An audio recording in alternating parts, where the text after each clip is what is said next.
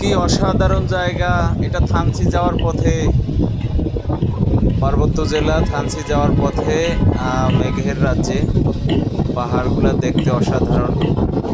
পাহাড়ের মাঝখানে রাস্তাগুলা, খুব বাতাস বইছে, খুব বাতাস, এবং ভিউগুলা অসাধারণ ভিউ। এটা যারা না দেখছে আসলে মিস করবে, দেখার মতো জিনিস।